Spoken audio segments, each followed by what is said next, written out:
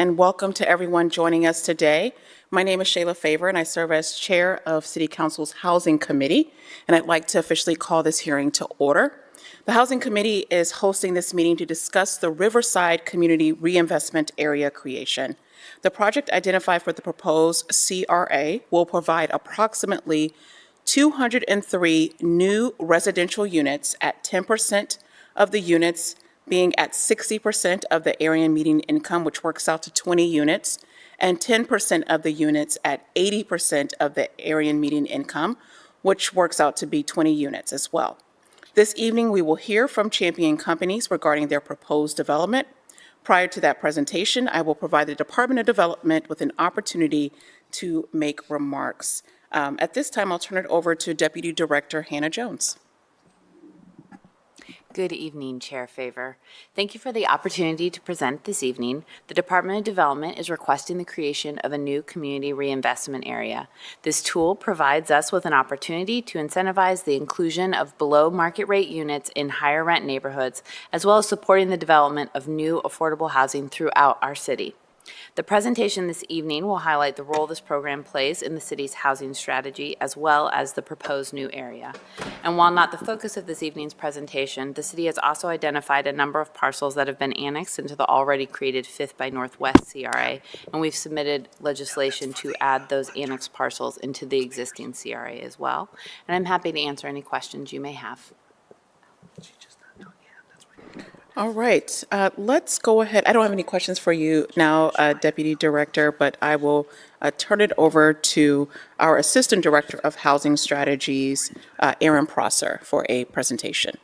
Thank you, Councilmember. I appreciate the opportunity to give a little context to the proposed area, and wanted to just back it up into the housing strategy that we have put forward in the City of Columbus in June of 2021. And that was, thank you. And that was related to the need that we're seeing in our community around the growth and population increase. As we see new people moving into our community, we do not have the housing to provide for those folks coming into the community. And that impact is being felt in our community through those rising housing prices, both rents and home prices as well.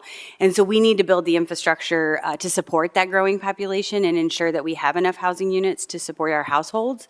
But in addition to that, we were going to work to preserve the existing affordability that we have. As we've seen with our peer cities, we saw them lose that existing affordability and really lose that opportunity to preserve as we were working. And we look at our existing homeowners in the community and as well as the tenants in our community and how we can make sure that they're stabilized as well. We're also going to invest in affordable housing. In the beginning of November, the City of Columbus voters authorized the city to borrow up to $200 million to support new affordable housing projects, and that will be a really meaningful and impactful projects that we get to undergo in the next couple of years. And then finally, we need to make sure that we're including all of our residents in these opportunities and growth that we have in our community. And one of the ways that we do that is to make sure that we ensure economically diverse neighborhoods and making sure that everyone has the choice of where they want to live within the City of Columbus. And so we have the tax abatement incentive program to do a couple of things that we think are really a critical use of the tool. And one is just to incentivize residential construction. As you're well aware, it's again important that we keep those housing units at pace with our growth. This is an important tool to deliver that housing, especially as we see increases in costs to bring that new construction, not just in labor and materials that we've seen more recently, but the cost of capital as we see interest rates rise as well.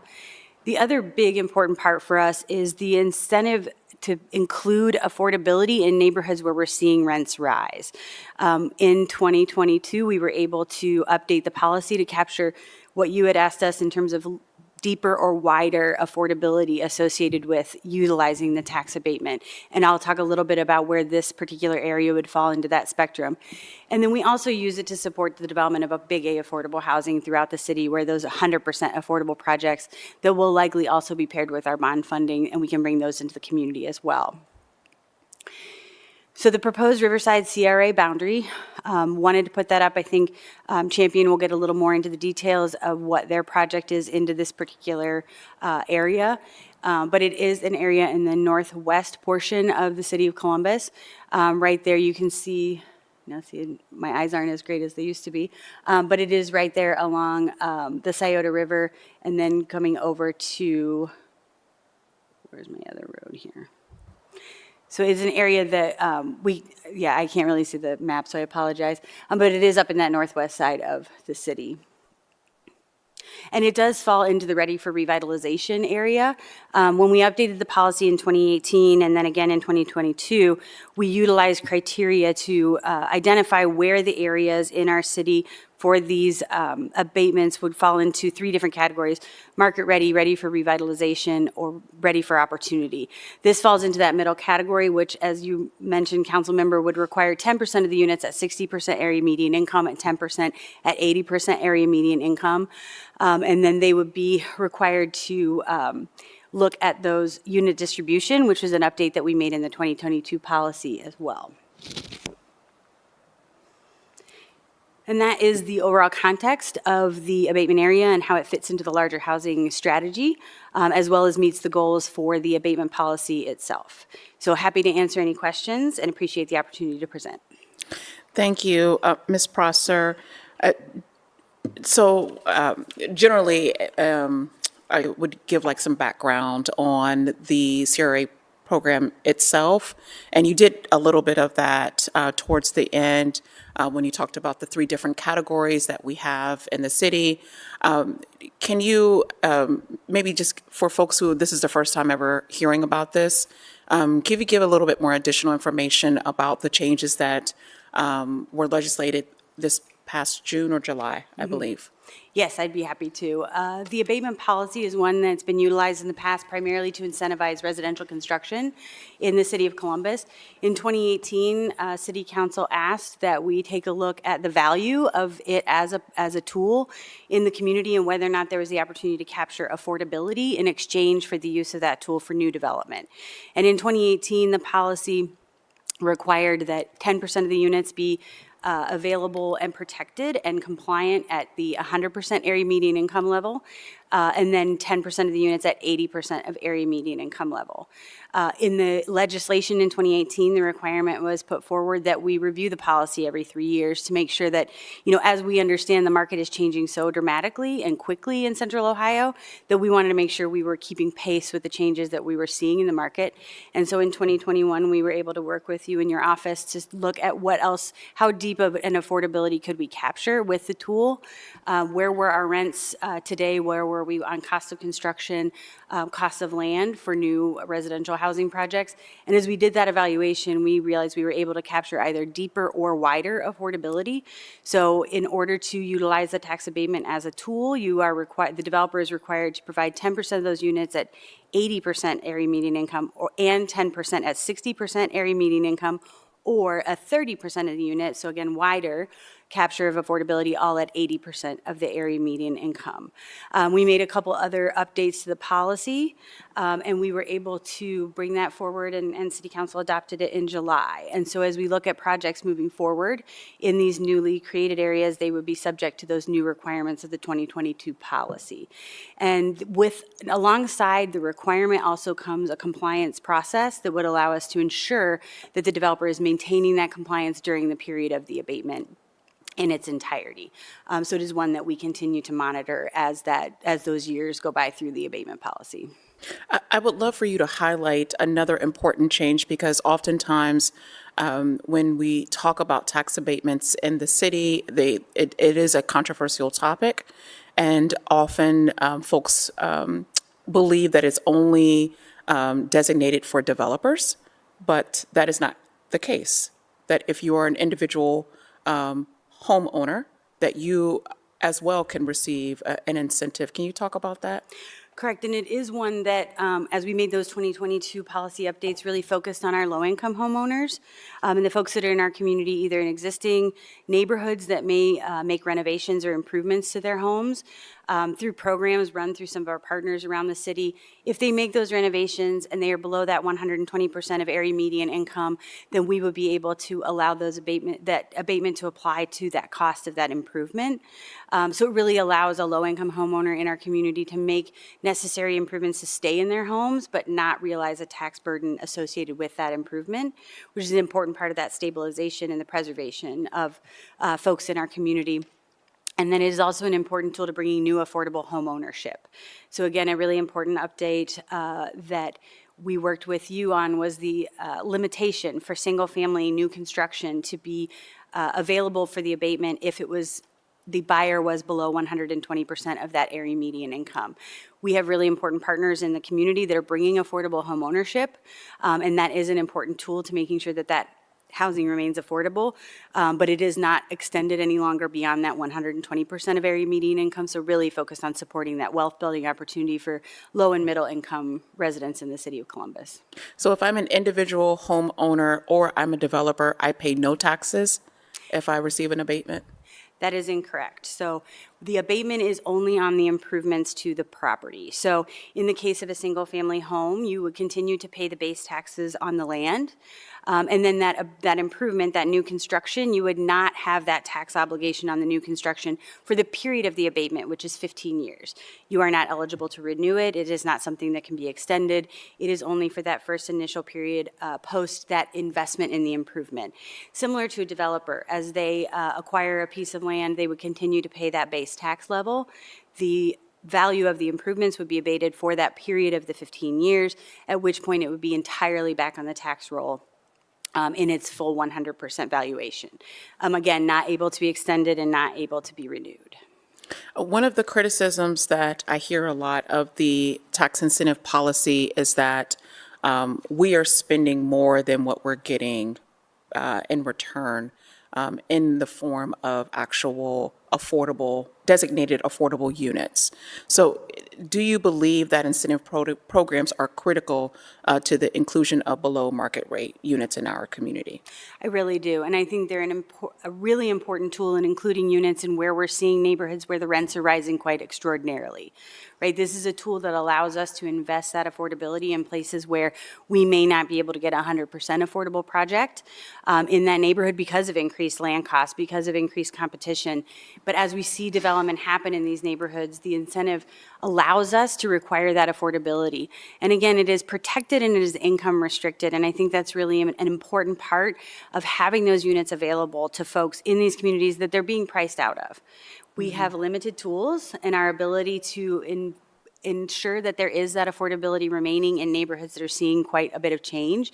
And those neighborhoods typically are really quite proximate to other opportunities, jobs and education, and making sure that there's affordable opportunities for folks in our community to have access to those opportunities. This is the tool that allows us to do that because, again, we have a limited number of tools. We'll be able to use the bond package to bring those 100% affordable projects on, but you think about a neighborhood where there are tremendous land costs and other components that are just making it more challenging to get those projects. This is a tool that allows us to bring that affordability into those communities.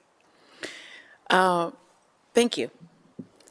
Next, I'll introduce Michelle Yeager with the Champion Companies and Chris McGill with Ice Miller to discuss the development associated with the proposed Riverside CRA that we are here for this evening.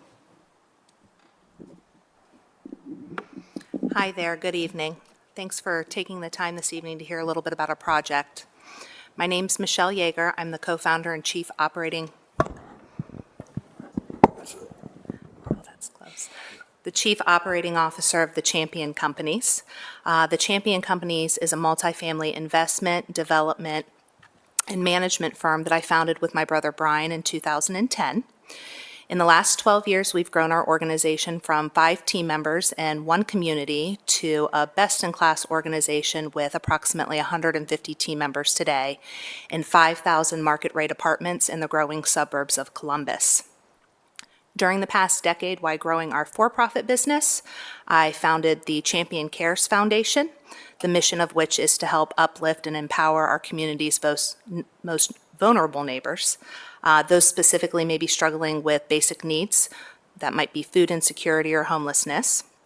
Our foundation has established and maintained strong relationships with YWCA Columbus, Children's Hunger Alliance, Habitat for Humanity, and Cristo Rey. Over the last several years, we have given out nearly $4 million to these nonprofits. Most notably, Champion Cares, and my partner Brian and I led the fundraising and made the lead donation of $2.5 million for a brand-new Boys and Girls Club that opened its doors in the Milo Grogan neighborhood earlier this summer.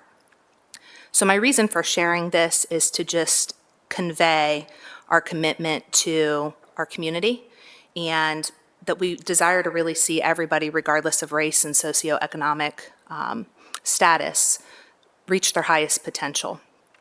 Last year, my organization acquired 3111 Hayden Run Road. It was the site of the former Sawmill Athletic Club, and it had been vacant for some time before we acquired the property. Our intentions are to develop a 203 highly amenitized apartment community there with an affordability component, and we're here tonight seeking a CRA for this property so that we're able to move forward in doing so. We need the tax abatement because we have some unique factors and costs associated with structured parking, the demolition of the existing Sawmill Athletic Club, and sewer improvements, along with the continued interest rate environment that we find ourselves in and skyrocketing construction and labor costs. It's been mentioned already, but we would like to come in under the city's new policy with 10% of the units designated at 60% AMI and 10% designated at 80% AMI. With the approval of this CRA, that would allow for approximately 40 individuals or families to remain in, live in communities where they work, communities where children would have access to higher resourced schools. We have an affordability problem in our community. We've known that for some time. We've got various reports indicating that we need 30,000 affordable units for individuals and families making under $50,000 over the next decade. And the units that we're speaking about at River Park of Dublin, those 40 units, would serve this exact population.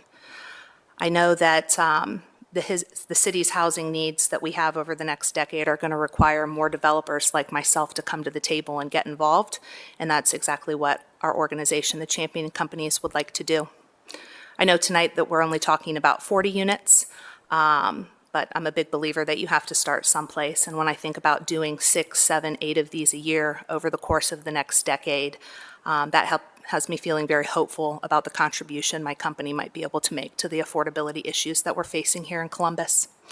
So I'm going to go ahead and turn things over to Chris McGill from Ice Miller, who's going to talk through some of the finer details of the project and why it qualifies for a CRA. Thank you, Michelle and Councilmember Favor.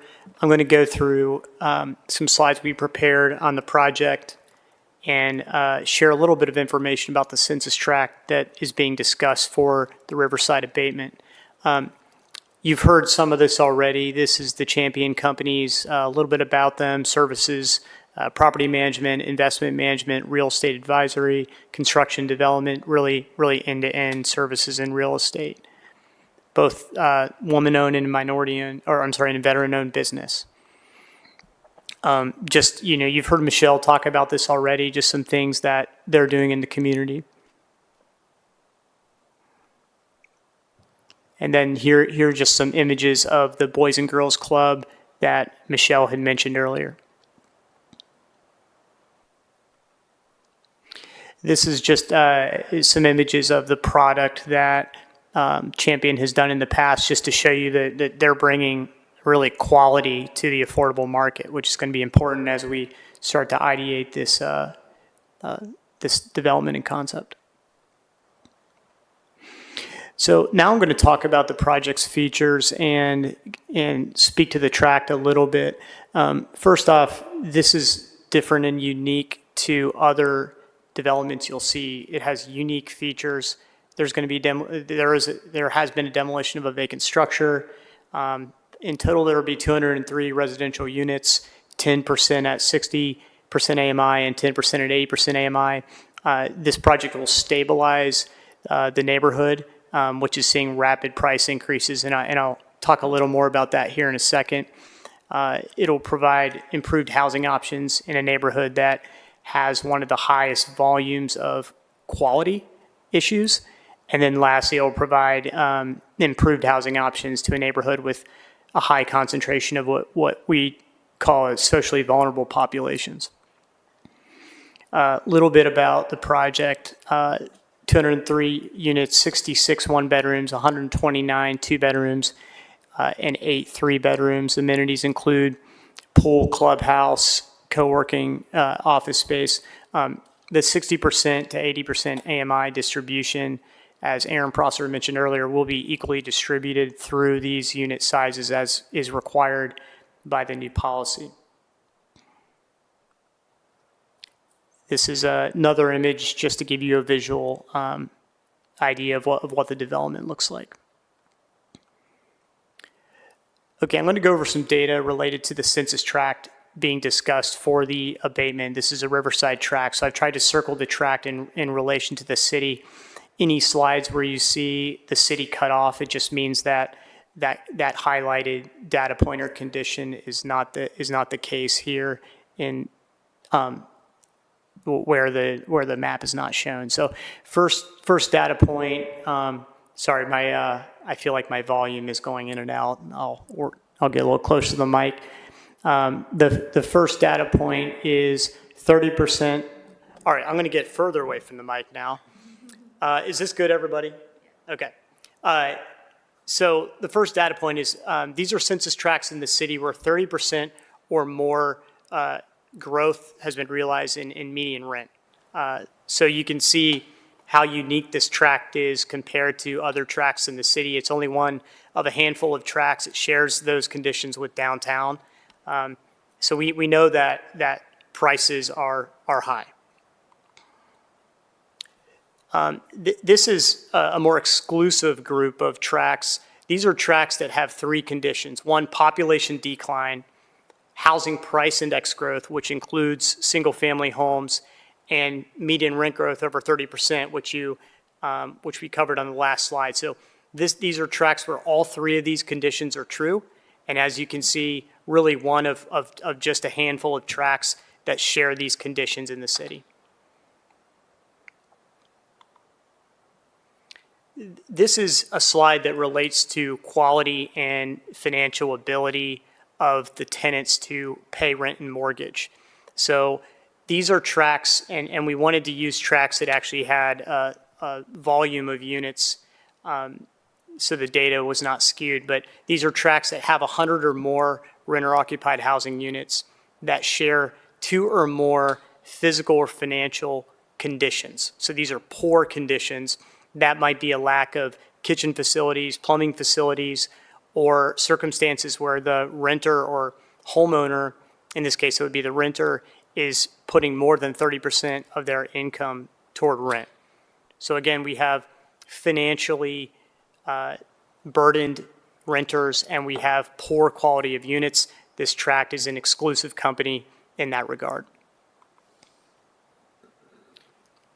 This is related to the demographics of the renter. So these are areas with high social vulnerabilities of the population. So what you probably would have expected here is to see kind of that inverted L that we see within the city when it comes to distress and incomes and poverty. But as you can see, our tract shares these conditions, which perceptually you may not have thought about this with the tract in Northwest Columbus, but this tract shares the same conditions that you see with that inverted L going down Broad and up Cleveland and down on the south side of Columbus. And really to wrap up the data analysis, just a few additional facts on the tract, and these are 5-year trends. So there's been a 7.24% decrease in people of color in the tract compared to the city's rate, which is a 16.8% increase. So we're seeing a disproportionate change in people of color in the tract. And then there's a wider gap in black to white renter concentration in the tract compared to the city rate. Not by much, but it is wider. And then as it pertains to the units and affordability, we talked about how the lion's share of this project is 2-bedroom units. This tract only has 30% of 2-bedroom units affordable to 60% AMI or lower, which is significantly lower than the county average of 56%. So the county average, which you could say is probably a typical tract, has double the availability of two-bedroom units affordable to that 60% AMI. And while this isn't on the slide, when you think of 60% to 80% AMI, that is a large chunk of occupations within the city of Columbus. I mean, that's 65 to 70% of the jobs, just looking at the categories of employee. That's teachers, that's healthcare support practitioners, nurses, a lot of the support staff that works in all these offices we have in the city. So we're talking about a large chunk of occupations, and it's really important to try to hit as much of that 60% to 80% AMI to cater to our residents and our workforce. So, why are we here? Why do we need the abatement? Well, we just talked about what the abatement will improve. This development has some unique costs. So, there's been demolition of an existing building, there's structured parking, there's infrastructure, and then, related, we're seeing the same conditions related to supply chain, interest rates, inflation that all other developers are experiencing, but we are doing that with sort of the added burden of structured parking, demolition, and trying to, better align with the city's mission to bring 60% to 80% affordable units. So all these factors have led to the need for the abatement, and it's our hope that the abatement will also improve the tract as well. And that is all I have, so I'll turn it back over to you, Councilmember Favor. Thank you to both of you, Ms. Yeager, and to Chris for your presentations this evening. And this could also be for Ms. Prosser as well. I think that there is an assumption that there are some parts of our city that may not be open to folks of a lower socioeconomic status. I think this area would probably fall into that category where people would assume that it's a more affluent area in the city of Columbus. And what we just saw from the presentation provided by Chris kind of flips that on its head a little bit. Can you talk about how our city has changed over the past few years? I guess this is directed towards Ms. Prosser, and the need for us to have affordable units, whether it's multifamily or single family, in every pocket of our community. Correct, and I think that's what makes this particular abatement area one that meets that, the goals of the policy in particular around our need to make sure that we have economically diverse communities. And as we see new investment happening in some of these areas, you're correct that we're seeing that kind of higher rents into those areas, again, that are closer to the opportunities, right? You think about Northwest Columbus and its proximity to the tremendous number of jobs that are in the city of Dublin, just to the northwest of there. There is the opportunity to get access from a transportation standpoint in a really meaningful way. And I think that's where you see those rents rise as the market is in those spaces. But with this particular tool, again, it allows us not only to get rents that are affordable for those folks at that 60 and 80% area median income, where the market is not likely to provide it in an area this close to this much opportunity, but it allows us, again, to make sure that that they're being rented to folks that are in that income bracket, right? It's not just that they're less expensive, but they are actually occupied by someone in that income bracket, which is a really important part of the tax abatement tool that allows us to be ensuring that less expensive unit really goes to somebody that needs that opportunity to have affordable housing in that community. And so I think that, and then again with the ongoing compliance to make sure that those opportunities continue to be available. As we know the city continues to change, we're only going to see those opportunities for folks in those income levels to afford to live in that area of our city reduce as we move forward in time. So this is a really good opportunity to get those units in place today and have them available over the coming years for those folks in the community.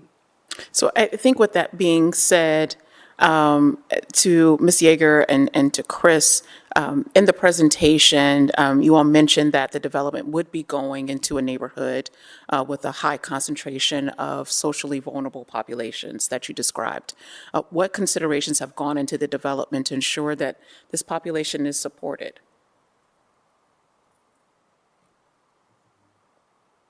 To Chris or Ms. Yeager. What components have been built into the development? But I think, I don't know if you want to speak to any of the conditions in the development that might be accessible to those with lower incomes or disabilities.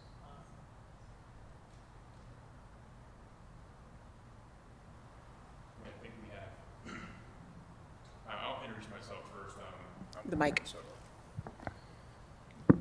My name is Brian Hoare. I'm the Chief Investment Officer for the firm, for the Champion Companies. But I think what we try to do with every project is build a first-class community that would be open to anybody. We have a nice unit mix with our 2 bedrooms, and we've had some 3 bedrooms. We have 8 3-bedrooms at this community, so I think that allows for for singles, for small families to come in as well, and then it's going to be highly amenitized. There's going to be a clubhouse with a pool. As a part of the clubhouse, we're planning to build some like co-working space within there. So it'll appeal to folks who maybe work from home or would maybe have an outlet to work on the community itself. And then the structured parking, I think, is a nice addition for the site, being only 5 acres, adds a lot to it. So I think, I don't know if that answers your question directly, but I think we've done the best we can to build a product that would be open to lots of folks. Yeah, I can piggyback on that. So in addition to the physical characteristics and some of the amenities offered, the 60% to 80% AMI just provides more buying power to the resident. And sometimes it's easier to climb out of those social vulnerabilities if you have more buying power. We're trying to create a development where those rents are not eating into as much the income of the family. And that allows less vulnerable residents in the tract. So it is this recognition, and Deputy Director, you might have some thoughts here. The struggle oftentimes when we talk about going deeper into the levels of affordability is that a lot of market rate developers are not familiar with what the needs are of those individuals that are currently in that economic position. So we see wraparound services, for example, we see Wi-Fi, we see access to Coda Bus Line. There could be resources to help folks be gainfully employed, because more than anything, for us to ensure that someone has access to a unit is one thing, but we want to make sure that if they're in that unit and they're successful, right? They can stay there, they can maintain there, that they don't contribute to other issues that we're trying to mitigate in the city of Columbus, like our eviction crisis and things like our homelessness crisis. So that's where my train of thought was thinking, is how are we going to support these residents that may not traditionally be located in this community, but now are going to be moving into this community and might need some assistance. I don't know if you have any thoughts there. These new buttons just get me. No, I completely agree, council member, and I think that one thing that we have been encouraged about throughout our engagement of looking at really beginning to serve a population that has more needs is the engagement of the developers to understand how to reach out to those individuals, how to engage. Jeremy and his team with our housing division is always working to kind of make strategic connections. I'm very encouraged by Champion's relationship with this community and interest in investing in the people who live in Columbus. And so hopefully there's also more opportunities with their partnerships on the foundation side to come over and really bring more of the infrastructure that you're looking for as we continue to figure out how to truly develop mixed income neighborhoods where everybody has access to what they need. Absolutely. That would definitely be just a word of encouragement there to ensure that we want these folks to be successful, and we don't want them to have to always need this specific level of this set aside.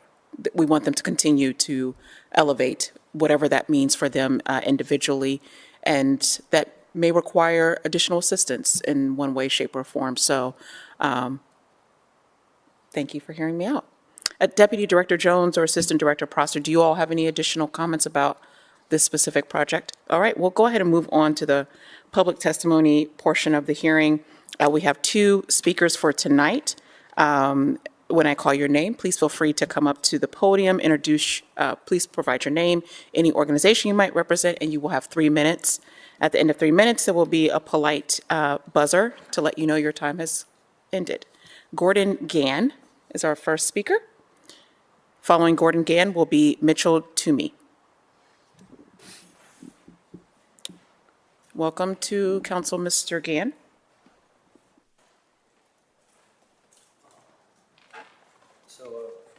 I have some remarks prepared, but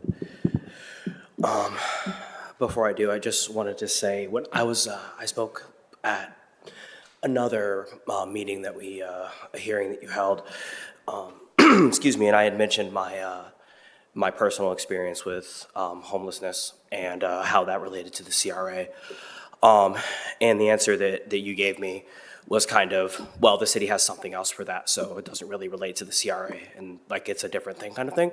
So I think it's interesting that you brought it up with relation to the CRA just now. But I'm gonna go on with my remarks now. So I am here tonight to ask what I think is a relatively simple question, although I think it is a relevant one, given we're here to discuss expanding the CRA. My question is, who does this policy actually benefit? And we could dive into the specifics about the data and the numbers, et cetera. But I previously stated in the past that I don't care that much about the data. I know who the policy doesn't benefit, and the people currently living in the areas designated ready for opportunity specifically. Places like Linden, with large Black working class populations, stand to have their rents doubled in some cases under the numbers put forth in the CRA. Who can be expected to live in these so-called affordable housing units? This is not a policy of affordable housing, this is a policy of gentrification. This policy stands to benefit the developers, making huge profits due to the tax abatement. It also stands to benefit some of the more well-off members of the working class who will step into the newly vacant housing. And what of those who are pushed out? Where will they go? Columbus seems to be striving in every way to live up to the legacy of its namesake.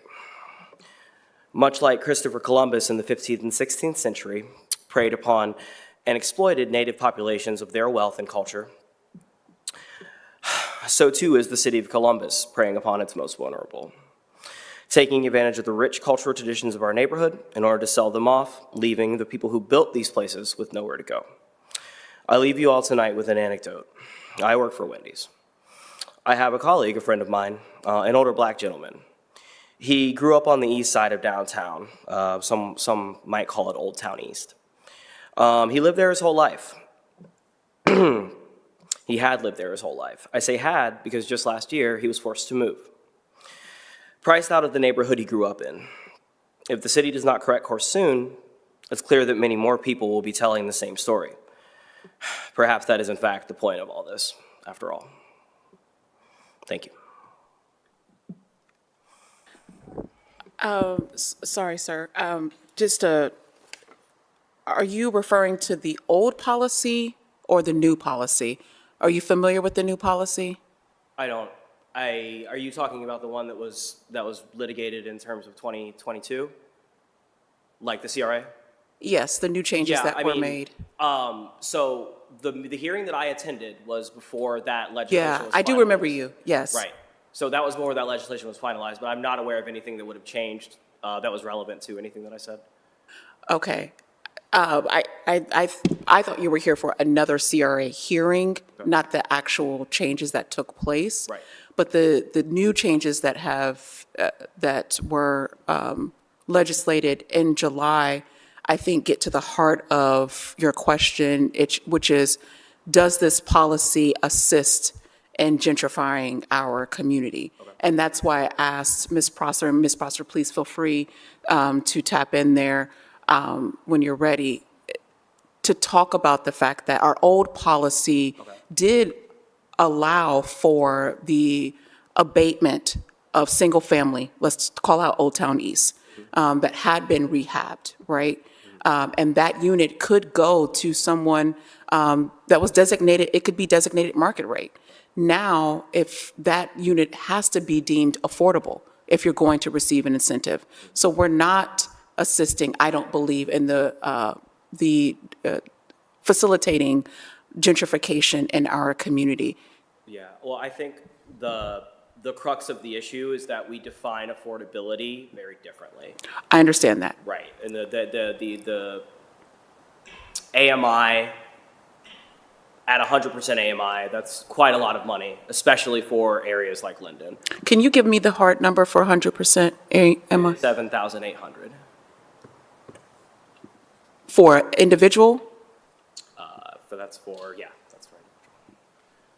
firefighter or teacher, I think. Yeah. So that's, and if you look into the numbers, I focus on Linden pretty heavily, that's where I work. And if you look into the numbers for Linden specifically, that's like over double the median income for a single person. So it's like, because one of the original questions that I had heard asked was whether AMI was for citywide or for the individual areas the CRA applies to. And it's very clearly for citywide, because if you apply it to some of these other, like I said, like in Linden, then it just doesn't match up, which is where I spoke about how some people would stand to have their rents doubled. That applies to Linden. Even if you're bringing in units at 60 or 80% AMI, that's still significantly higher than what people are making in Linden. Yeah, your point is very well taken. Thank you for your testimony and work in Linden. Ms. Prosser, I think, getting to Mr. Gann's, point around just accessibility, this is the crux of our argument and why it took us so long to pass the new policy this year, was really trying to figure out how do we go deeper in the level of affordability. And it's not enough to just go deeper in affordability if you're only going to have a few units. You need to have a vast number of those units to actually start making a dent in that. Can you talk a little bit about how we got there? And I can appreciate folks who are sick of data, but unfortunately, it's the world that we live in. And, that's how things, we are able to get support for the work that we need to get passed in the city or just in the country in general. But if you could just talk a little bit about what that process looked like for us. Of course. And I think the really critical challenge that we had was making sure that we were right-sizing the policy to meet those objectives, not only of including the affordability, but making sure that we were bringing new units into the community, right? As we continue to add residents, as folks continue to choose to move to Central Ohio, we're really looking for ways in which we can make sure there's enough housing for those folks. And so it's an important tool to both incentivize residential construction and making sure that those projects are coming, but making sure that we were getting as much of that affordability out of that, the value of the tax abatement as possible.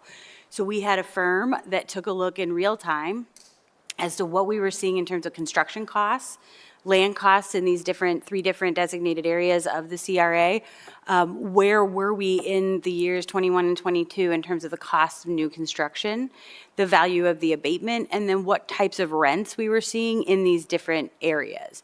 And really understanding how much of the abatement value we had to require that affordability to be built into these projects for the period of that 15 years. And I think you had originally asked us and pushed pretty hard on the department to think about the ability to go deeper and wider. And as we did that analysis, we were able to come back to you and say we are at this point able to absolutely go deeper or wider. And so where we landed in that 22 policy was we were able to either require more units or that deeper affordability, which was a really meaningful, impact from the 2018 policy even.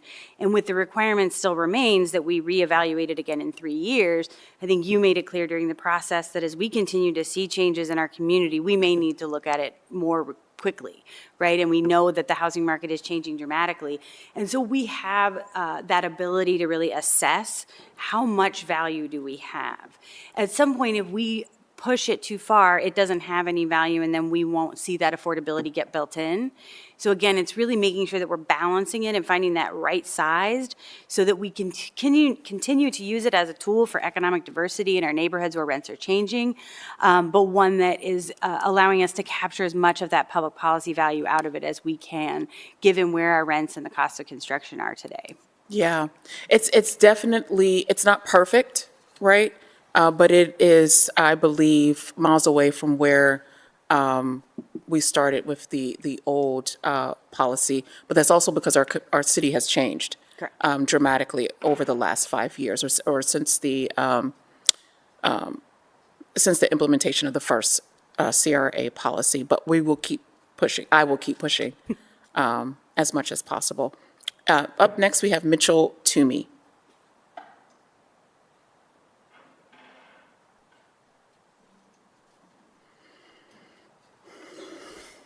Welcome.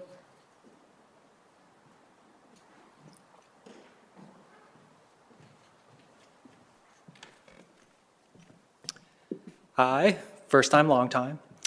My name is Mitchell Toomey with Affordable Housing Columbus. Just want to say, of course I'm here speaking against this. I'm not really a big fan of the CRA being expanded, let alone in, a neighborhood adjacent to Dublin, right? I was really hoping to see some data from, independently verified by the Department of Development that was accessible to the public prior to this meeting. Because really the only thing that was attached to the ordinance was Exhibit A, which was just like a series of photos that somebody took, almost appears on their lunch break, driving around Dublin to document houses which need pressure washing, probably at the most. I feel like it was a little bit silly. Like, the person who took these photos didn't even get out of their car. You can see in the reflection from their phone, from the window, that they just got Wendy's and they were, eating it while taking these photos. And I suppose that's indicating to show distress, I suppose. But, I see that the Department of Development has been putting the burden of going into the numbers on the developers, which then, hire out a law firm to do that. And I'm sure their numbers are accurate, but, we always would want to see that ahead of time so we can verify that data. I'm more of a data guy than the prior speaker. My point being that this policy needs a lot more stricter scrutiny. It's costing important community infrastructure like schools and libraries millions of dollars per year, and according to Department of Development numbers, this only facilitated the growth of about 4,500 units in the past 4 years. That's an average of about 1,100 a year, and we're a growing city. We need a lot more than that. And I think this policy, we're expanding the abatement zone, so Department of Development's acknowledging that it's a malleable policy which can be changed. We need more changes which can better impact the communities. Removing the fees in lieu, something that everybody always brings up when they come here, and making the market ready and ready for revitalization categories markedly different. Right now, their housing plans are identical. And making the ready for opportunity go deeper into that AMI, which is what we just discussed here. I got about 30 seconds left. I'll kind of get rid of some of that time. But I know, Councilwoman Favor, you're the one that asks questions here. I'm not going to presume to take that responsibility from you. But I would suggest asking one question for the developers here. Out of those 40 affordable, designated affordable units, are any of those going to be just paid off with the fee in lieu? Or are they actually going to be people living there at these affordable rates? That's what I would like to know. What was the last part of your question? If the 40 units are all going to be people living there that are at that, 60% AMI, 80% AMI, or are they just going to pay the fee in lieu for any of those 40? Okay. Thank you for your testimony. Thank you. And I did receive your email. this afternoon. I will turn that over to Ms. Yeager, or, yes, anyone that could answer. We fully intend to develop and deliver those 40 affordable units. There will be no buyout. So just to clarify that, well, I will, because we're in the gray area of when the new policy goes into effect, technically, this project could have fallen under the old policy, which also provided an option to pay the fee in lieu if the developer wanted to. This developer has elected not to pay the fee in lieu and also to be included in the new policy. Is that correct? That's Yes. correct. Sorry, Michelle. Yes. Yes, and, yeah, okay. So I just want to make sure that that is clarified for Mr. Toomey. I also wanted, push back on the department on the lack of professionalism in whoever responded to Mr. Toomey's email or questions around the specific area that is part of this potential CRA boundaries and the photographs or what have you. Was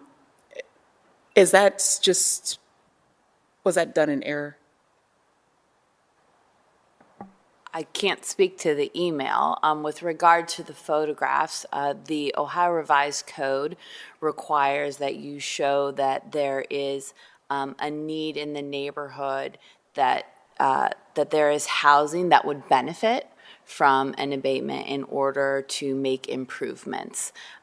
So it is not necessarily a street-by-street, house-by-house walking and taking photographs. So can we always be more intentional about how we do the work? Absolutely.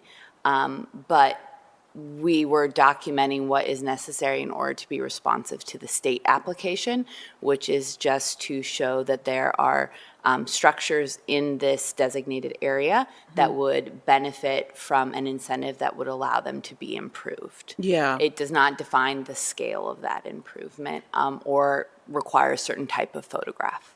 Right, which leaves a lot of room for interpretation of what that actually looks like.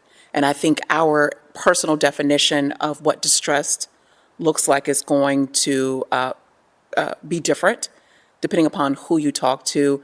I, for one, am very much appreciative of the proactive nature of the firm that is representing Champion tonight, because they're probably aware of the questions that I generally tend to ask because of the gray area that is defined in the Ohio Revised Code. And what we're trying to zero in on through this policy is not solving our affordable housing crisis, but helping to establish a baseline for these communities where the policy is being implemented, that there is a need for it. And your first instinct might be to assume that there does not need to be an abatement in this certain area, but I think the numbers tonight told a different story.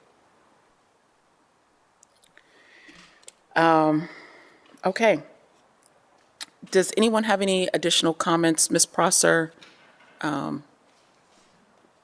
Yeager, or Chris? Final thoughts? Okay. I want to thank our two speakers and our guests this evening for your testimony and for taking time to participate in the conversations. I truly do care about this topic, and I understand the need for us to continue to push as much as possible to help drive affordable housing development in our community. And so this can't be the only thing that we kind of hang our hat on that is going to help drive development in our community. And that's why the housing strategy that was outlined in the beginning of the hearing is incredibly important to help residents understand that we are doing a lot more. It may not get press, it may not get the recognition that it deserves, but affordability is more than just shovels in the ground. It's also preserving what has already been deemed affordable, so that our communities, to Mr. Gann's point, do not completely overturn and folks get displaced out of it. It's investing through bond packages. Just this past Monday, we legislated, you have to help me, $8 million, something to the tune of that, that's going to help drive over 130 Yes. designated affordable units, and that's specifically through bond Yes. support. Was that number correct? I don't remember was off close. the top of my head. I apologize, Now, ma'am. how do I remember and you forget? I didn't write this document. So I say all that to say, this can't be the only thing that the city hangs its hat on. We got a whole lot more work to do. But I do appreciate the progress that has been made in the last year or so.